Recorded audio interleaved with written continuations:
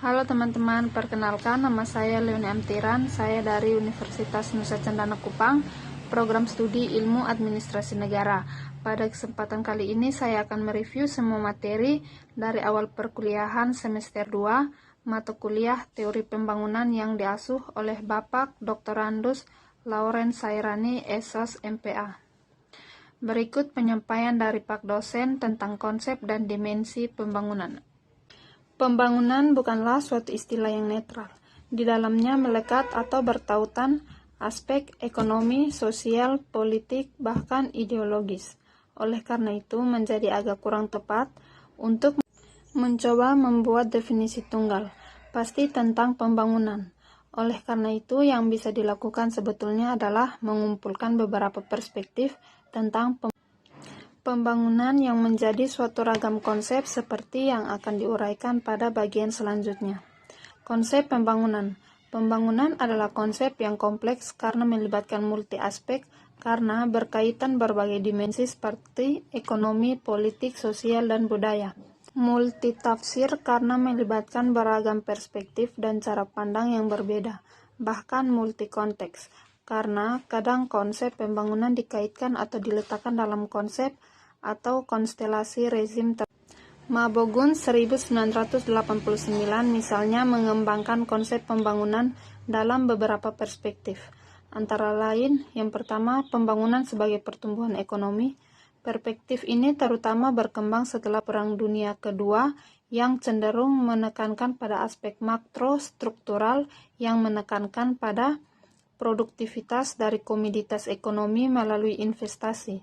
Konsep ini menaruh perhatian pada proses pembangunan untuk meningkatkan produktivitas komoditas daripada aspek manusia dalam proses produksi ekonomi. Pendekatan ini tentunya sangat banyak dipakai di negara berkembang yang sangat menaruh perhatian pada ekspor dari bahan-bahan tambang dan pertanian. Yang kedua, pembangunan sebagai modernisasi. Pendekatan ini pada dasarnya adalah varian dari orientasi ekonomi pada umumnya. Namun pendekatan ini fokus pada upaya untuk mengubah aspek sosial, psikologi, dan politik dalam proses pembangunan. Pembangunan sebagai modernisasi dengan demikian berorientasi pada kesejahteraan ekonomi, perilaku, dan nilai individual. Yang ketiga, pembangunan sebagai mekanisme distribusi keadilan. Perspektif ini sebelumnya adalah perspektif lain dari pendekatan ekonomi dan modernisasi yang tidak cukup berhasil memperbaiki kualitas hidup masyarakat terutama di negara yang sedang berkembang yang justru menghadirkan banyak persoalan lainnya. Pembangunan sebagai distribusi keadilan menaruh perhatian pada isi utama yaitu daya akses terhadap sumber daya publik oleh kelompok sosial yang berbeda yang disediakan oleh pemerintah.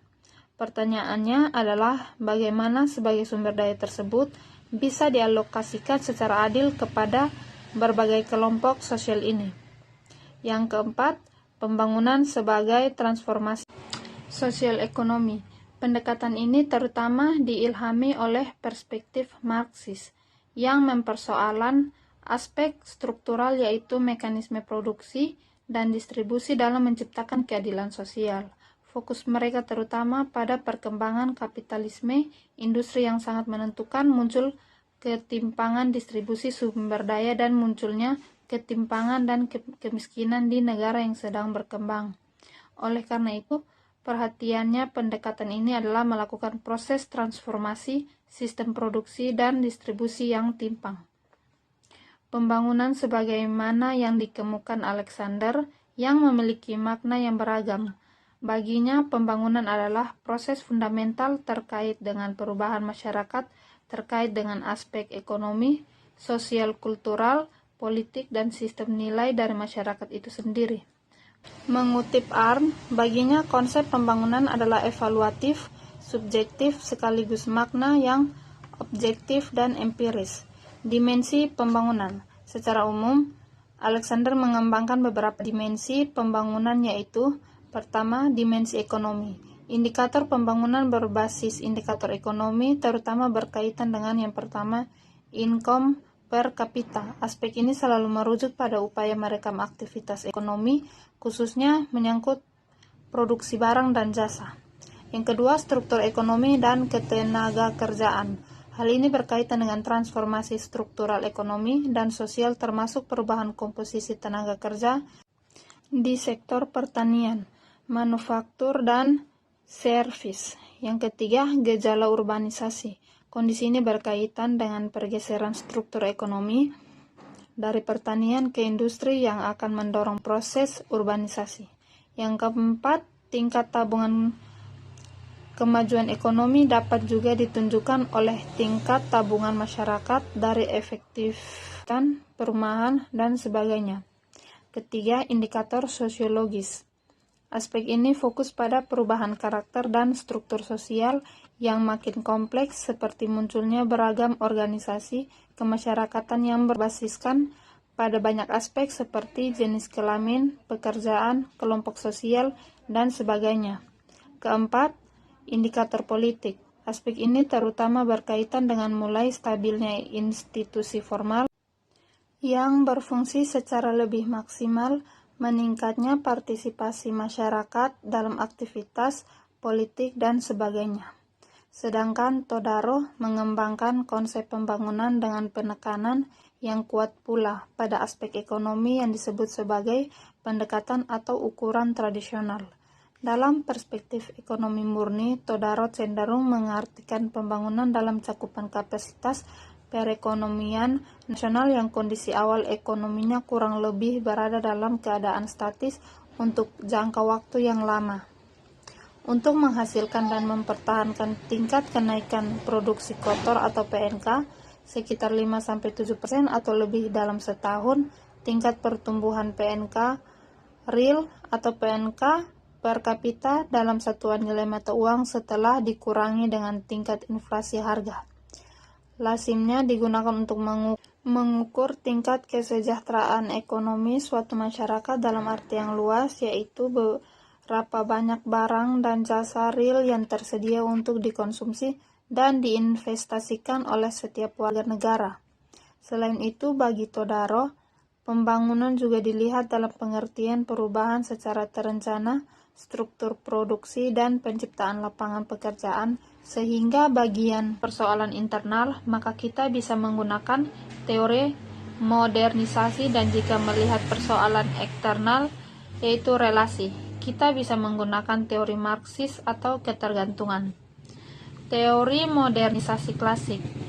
Asumsi teoritis dan metodologi. Yang pertama, modernisasi merupakan proses bertahap. Yang kedua, modernisasi sebagai proses homogenisasi atau eropanisasi atau amerikanisasi. Yang ketiga, modernisasi sebagai proses yang tidak bergerak mundur dan progresif. Yang keempat, modernisasi memerlukan waktu panjang atau evolusioner. Beberapa kajian berbasis teori modernisasi klasik. Yang pertama, McClellan atau motivasi berprestasi. McClellan mengajukan pertanyaan kelompok mana yang sesungguhnya menjadi pendorong utama proses modernisasi di negara dunia ketiga. Negara yang masyarakatnya yang memiliki derajat yang tinggi, kebutuhan prestasinya, maka derajat pembangunan ekonomi negara tersebut tinggi. Yang kedua, Inkelas atau manusia modern. Inkelas merumuskan berbagai karakteristik pokok manusia modern. Terbuka pada pengalaman baru, manusia modern akan memiliki sikap untuk semakin independen terhadap berbagai otoritas tradisional. Manusia modern percaya pada ilmu pengetahuan, termasuk percaya akan kemampuannya untuk menundukkan alam semesta. Manusia modern memiliki orientasi mobilitas dan ambisi hidup yang tinggi. Manusia modern memiliki rencana jangka panjang, dan manusia modern aktif terlibat dalam percaturan politik. Max Weber, yaitu etika Protestan. Yang pertama, mengemukan soal manusia yang dibentuk oleh nilai-nilai budaya di sekitarnya, khususnya agama. Yang kedua, ia mencoba menjawab pertanyaannya mengapa beberapa negara di Eropa dan Amerika mengalami kemajuan pesat di bawah sistem kapitalisme. Yang ketiga, oleh Weber disebabkan oleh hal yang disebut etika Protestan. Yang keempat, etika Protestan ini mengacu pada konsep Calvin, peranan keberhasilan kerja di dunia yang akan berimplikasi pada kedudukan seseorang setelah meninggal. Yang keenam, etika Protestan ini menjadi faktor utama munculnya kapitalisme di Eropa. Kritik terhadap teori modernisasi. Yang pertama, tentang gerak pembangunan. Atas konsep linier, teori ini dianggap etosentrisme yang berorientasi Eropa dan Amerika. Kategori maju, terkebelakang, modern, tradisional merupakan pelabelan yang bersifat ideologis.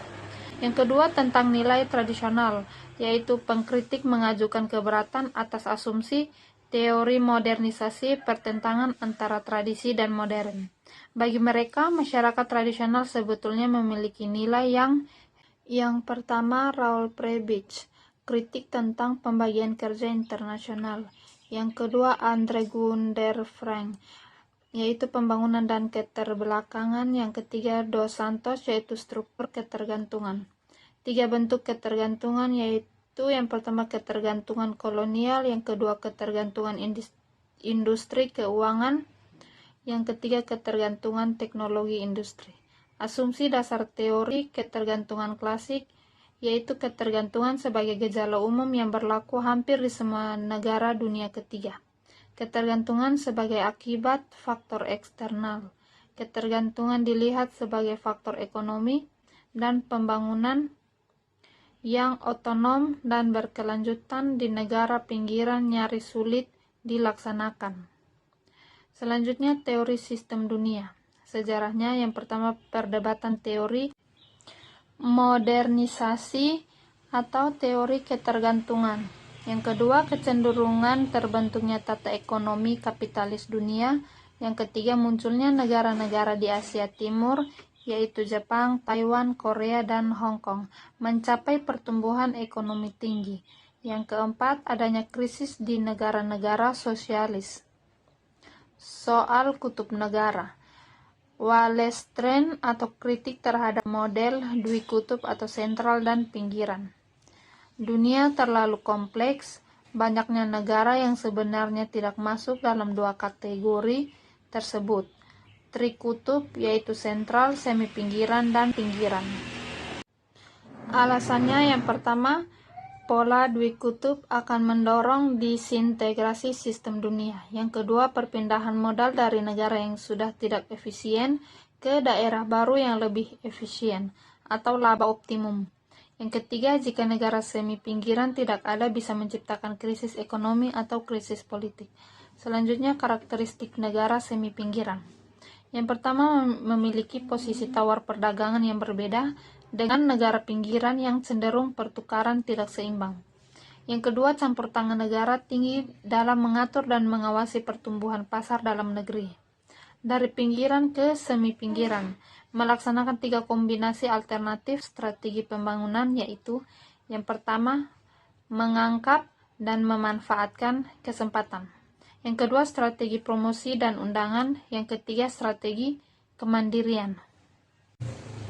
Yang terakhir, dari semi pinggiran ke sentral. Yang pertama, terletak pada kemampuan negara semi pinggiran untuk menciptakan dan menyediakan luas pasar yang mampu menggunakan teknologi maju. Yang kedua, memperbesar pasar domestik dan dalam negeri. Yang ketiga, menetapkan tarif bagi barang impor. Yang keempat, kebijakan subsidi. Yang kelima, promosi bahkan propaganda ideologi. Dari sektor pertanian menurun, sementara bagian sektor manufaktur dan jasa meningkat. Oleh karena itu, strategi pembangunan lazimnya dipusatkan pada industrialisasi di wilayah perkotaan yang mengalami perkembangan pesat, dan seringkali dengan mengorbankan pembangunan pertanian di wilayah pedesaan. Akhirnya, ukuran ekonomi tentang pembangunan seringkali dilengkapi dengan mengacu seperti peningkatan dalam melek huruf, tingkat pendidikan, kondisi pelayanan kesehatan, dan sebagainya. Di Indonesia, Wijoyo Nitsastro adalah salah satu ilmuwan ekonomi yang tentunya dengan perspektif ekonomi mengembangkan konsep pembangunan terutama dalam setting Orde Baru. Sebagaimana yang ditulis oleh Winarno 2013, Nitsastro cenderung mengartian pembangunan sebagai proses menurut waktu ke pertumbuhan kumulatif yang bersifat terus-menerus. Berbagai cara pandang sebagaimana yang telah diuraikan ini menunjukkan tidak ada definisi tunggal pembangunan. Definisinya cenderung muncul silih berganti meskipun definisi-definisi itu tidak saling menegasikan satu dengan yang lainnya. Winarno sendiri dengan merujuk pada Heitne kemudian menjelaskan dimensi perdebatan dalam teori pembangunan yang dikelompokkan dalam dua kecenderungan, yaitu dimensi positif normatif dan dimensi formal substantif. Di sini Heitne menjelaskan bahwa sebagai kecenderungan pasca Perang Dunia Kedua, teori pembangunan dalam wataknya tersirat watak normatif yang terutama berkembang pada tahun 1970-an. Gejala ini disebut sebagai normatisme.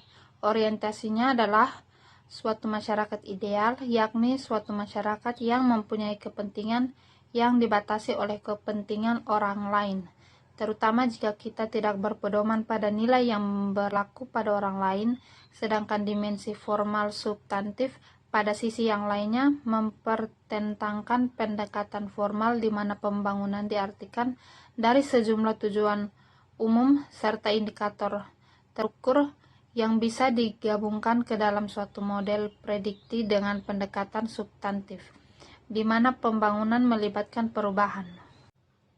Sejarah dari hal-hal yang lebih majemuk, kualitatif dan kurang bisa diramalkan sebelumnya.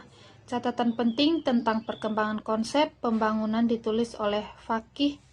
Baginya sebagai salah satu dari teori perubahan sosial, teori pembangunan telah menjadi arus utama yang mendominasi dan mempengaruhi pemikiran secara global, terutama di negara dunia ketiga.